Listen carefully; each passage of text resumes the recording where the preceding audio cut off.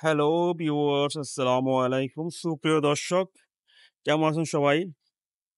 আশা করি সবাই ভালো আছেন। তো দর্শক, আমি আজকে আপনাদেরকে আমার একটি সাইডের কলামের রড কিভাবে চেক দিতে হয় সেই সম্পর্কে আপনাদের সাথে ডিটেইলস আলাপ করব। তো ভিডিওতে যে কলামটা দেখতে পাচ্ছেন এই কলামের সাইজ হচ্ছে গিয়ে ১২-১৫। আর ১২-১৫ কলামে এখানে ৪ টা ২০ মিলি আছে। এরপর হচ্ছে গিয়ে আপনার ৬ টা ১৬ মিলি, টোটাল ১০ টা রড। তো আমরা এখন মেইন রোড ১০ টা আছে কিনা সেটা দেখব। ১, ২, ৩, ৪, ৫, ৬, ৭, ৮, ৯, ১০ আর ৪ কোণারে ৪ টা ২০ মিলি। রডের কোয়ান্টিটি ঠিক আছে। এখন আমাদের যেটা দেখতে হবে এটা লেপিং জোন। তো নরমালি আমাদের চেষ্টা করতে হবে এই লেপিংটা মাঝ বরাবর রাখার জন্য। মানে ফ্লোর টু ফ্লোর হাইট যদি আপনার ৯ ফিট ৬ ইঞ্চি হয়, ধরেন ফ্লোরের টপ টু বটম ৯ ফিট ৬ ইঞ্চি হলে সেক্ষেত্রে এই কলামটাকে আপনারা ৩ টা ভাগে ভাগ করবেন। এই ফ্লোর থেকে এই ফ্লোর থেকে L/4 আর ওই সিলিং থেকে L/4 অংশে আপনার লেপিং না দেওয়াই বেটার। তারপরে যদি না সম্ভব হয় এভাবে দিতে পারেন, সমস্যা নেই। কারণ লেপিং এর যে নির্দিষ্ট লেন্থ আছে সেই লেন্থ অনুযায়ী দিলে আপনার তেমন একটা সমস্যা হওয়ার কথা না। তারপরও আমাদের এসিআই কোড অনুযায়ী আপনার মিডিলে দিলে বেটার। তো যাই হোক, এখন প্রশ্ন হচ্ছে যে আমরা যে লেপিং দিব কোন রডে কি পরিমাণ লেপিং আসবে সেটা আমাদের দেখতে হবে।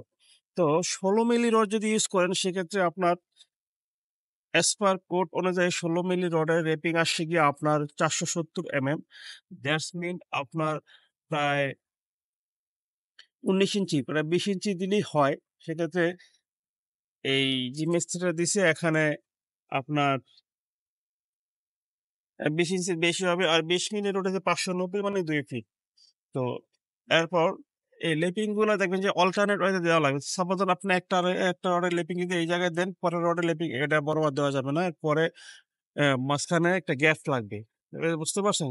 এই গ্যাপটা খুবই জরুরি। আপনার এই এই লেপিং মাঝখানে একটা গ্যাপ লাগবে। মিনিমাম ৬ ইঞ্চি ৮ ইঞ্চি একটা গ্যাপ যদি দিতে পারেন সেটা বেটার। মানে পরপর রডের পাশাপাশি লেপিং দেওয়া যাবে না। ধরেন এখানে যে লেপিং দিলেন, এরপর হচ্ছে গিয়ে মাঝখানে যে গ্যাপটা লাগবে এটা গ্যাপ মেইনটেইন করতেই হবে। এরপর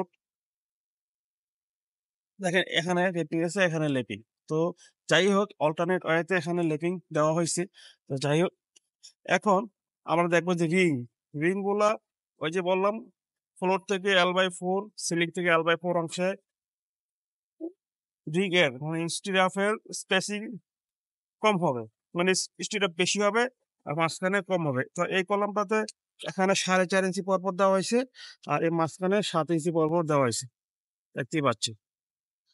তো আরেকটা ব্যাপার হচ্ছে রিং এর যে এই হুক গুলা ১৩৫ ডিগ্রি বেন্ড করে দিতে হবে। আর এই হুকের যে লেন্থ আছে এখান থেকে এই শেষ পর্যন্ত মিনিমাম ২.৫ থেকে ৩ ইঞ্চি হবে। খেয়াল রাখবেন ২.৫ থেকে ৩ ইঞ্চি হবে। তো এখানে যেটা আছে সেটা ২.৫ ইঞ্চির মতো আছে, কোনটা ৩ ইঞ্চি আছে। মিস্ত্রিটা ঠিকঠাক মতো মেইনটেইন করতে পারে নাই। আর আরেকটা এখানে যে বড় ভুলটা করছে টাই। ভিতরে যে টাই আছে টাই গুলাকে ১৩৫ ডিগ্রি বেন্ড করা হয়নি। দেখতেই পাচ্ছেন এখানে বেন্ড করে নাই। সেটা করা দরকার ছিল।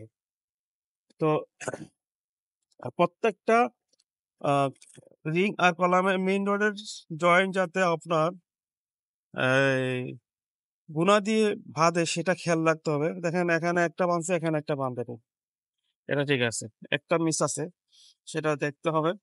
এরপর আরেকটা ব্যাপার যে সবচেয়ে গুরুত্বপূর্ণ, এই স্ল্যাব আর কলামের যে জয়েন্ট, কনস্ট্রাকশন জয়েন্ট, এই জয়েন্টটা ঠিকঠাক মতো চিপিং না করলে খুবই সমস্যা। যদি জয়েন্টে কোনো ধরনের সমস্যা থাকে সেক্ষেত্রে কলাম ফেল করার সম্ভাবনা অনেক বেশি থাকে।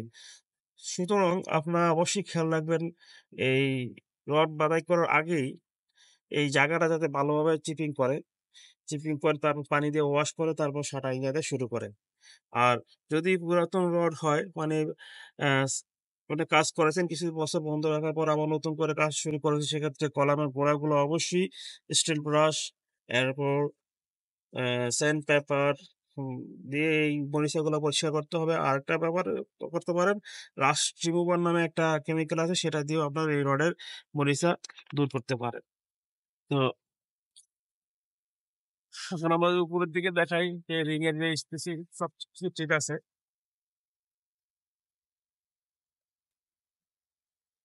তো এই কলামটায় দেখেন কি অবস্থা। দেখেন এখানে ৩ ইঞ্চির বেশি আছে, এখানে ২.৫ ইঞ্চি আছে। এরপর এই যে ইয়াটা আর এই লেপিং এর যে বাঁশটা, ঠিক আছে? এটা শার্প বেন্ট হওয়া যাবে না। এখানে যে স্লোপটা আছে, এই যে স্লোপটা, এটা 1:6 হতে হবে। মানে 1:6 যদি হয়, সেক্ষেত্রে আপনার প্যান্টটা ঠিকঠাক মতো সুন্দর করে এই রড আর এই রড একটা সেম এক্সিস এ হয়ে যাবে।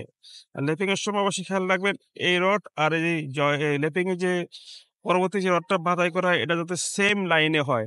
ঠিক আছে?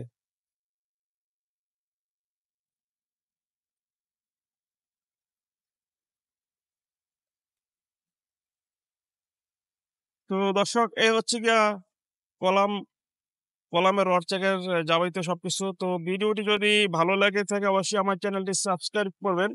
আর দর্শক, আপনারা যদি কমেন্টস করেন, লাইক দেন ভিডিওগুলো দেখে, তাহলে আমাদের আসলে ভিডিও বানাতে উৎসাহ জাগে। তো অবশ্যই আপনারা আমার ভিডিওগুলো দেখে যদি খারাপ লাগে তাও বলবেন যে, "ভাই, এই জিনিসগুলো ইমপ্রুভ করা দরকার।" আমরা ইমপ্রুভ করব। আর আপনাদের যদি বিল্ডিং সংক্রান্ত কোনো সমস্যা বা পরামর্শ দরকার হয়, বিল্ডিং এর ডিজাইন বলেন, তারপর কনস্ট্রাকশন এর কোনো সমস্যা হলে আমাদের সাথে যোগাযোগ করতে পারেন। আসসালামু আলাইকুম।